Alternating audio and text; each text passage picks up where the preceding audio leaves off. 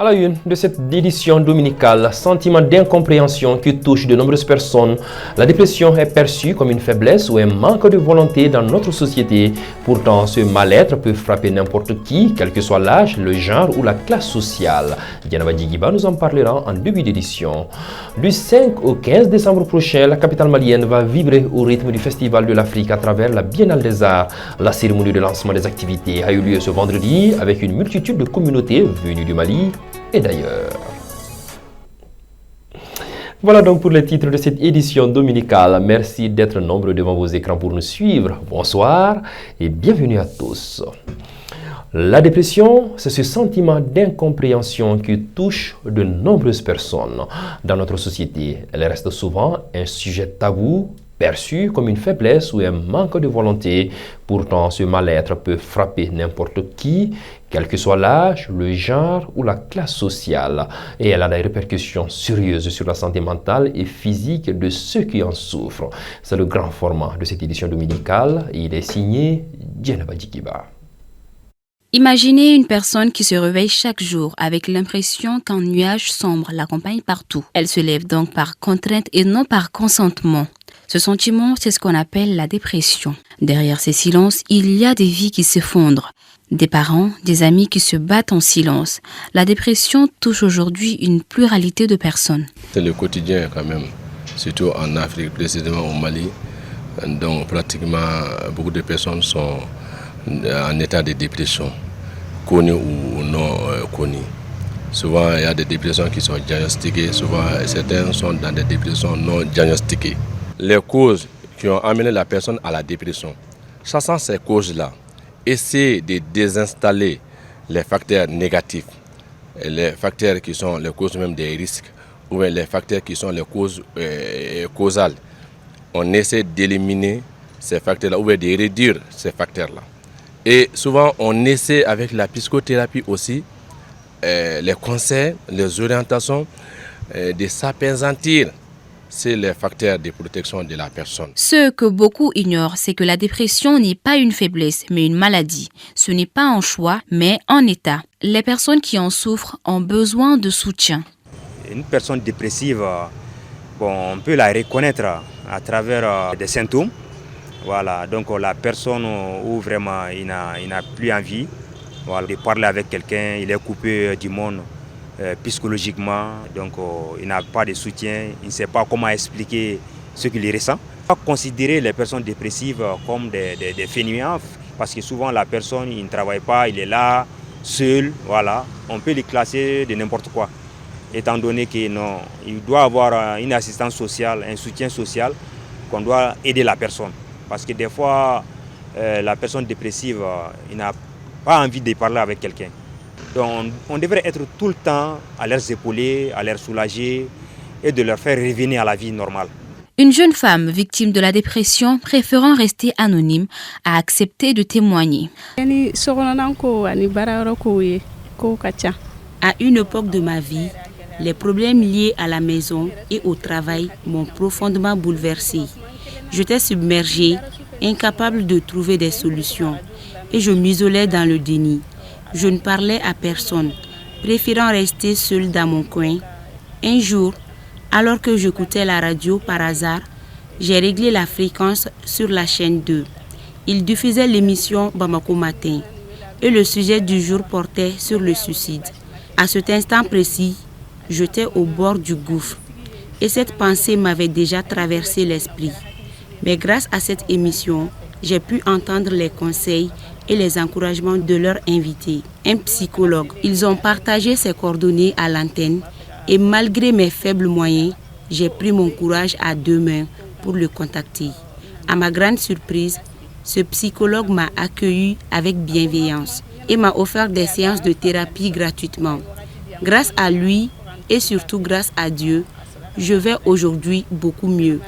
Tout cela reste pour moi un souvenir inoubliable. Je suis infiniment reconnaissante à la chaîne 2. Chaque personne qui traverse cette épreuve a besoin de lumière. Si nous lui tendons la main, si nous lui montrons que nous nous soucions, nous pouvons changer sa vie. Et changer une vie, c'est laisser une trace, un souvenir qui continue de briller dans le cœur de quelqu'un. Voilà, qui est bien dit, Djanaba Djigiba. Cérémonie de lancement des activités de la deuxième édition de la Semaine de santé organisée par l'association Santé Plus de la commune 4. Cette activité a pour objectif de promouvoir la santé et le bien-être.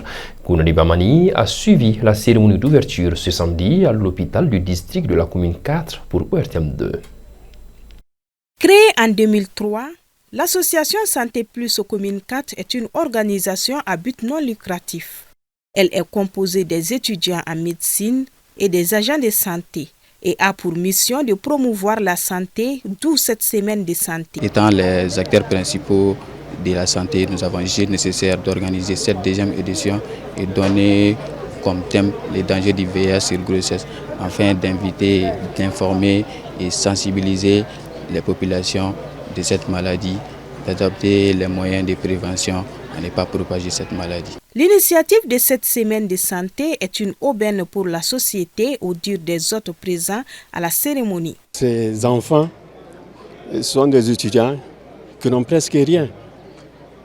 Et donc, la connaissance qu'ils ont, c'est cette connaissance qu'ils sont en train de mettre en pratique, de servir nous les parents, et puis nous en sommes très fiers. Pensons que la tenue de cette semaine va contribuer certainement à réduire la mortalité et la morbidité, en commune 4 particulièrement, mais même au Mali en général, parce qu'il faut les reconnaître, les activités qu'ils vont mener vont nous permettre de pouvoir dépister des personnes peut-être qui ne connaissent pas leur statut, et aussi de les prendre en charge. Donc ça, c'est de la promotion de la santé, c'est la prévention de la santé.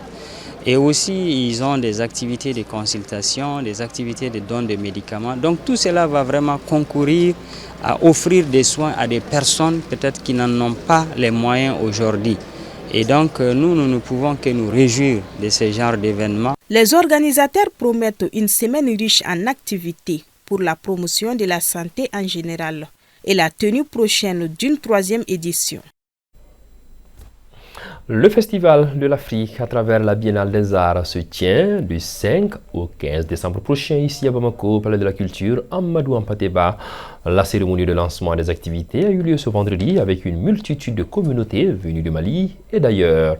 Organisée par l'AIDE, l'Association Action pour les initiatives de développement et pour l'émancipation, ce festival a pour but de consolider les liens de fraternité à travers la culture. Ibrahim Assouri Traoré. Pendant 10 jours, le Palais de la Culture Amadou Hampâté-Bâ vibrera au rythme de la culture malienne dans tous ses contours.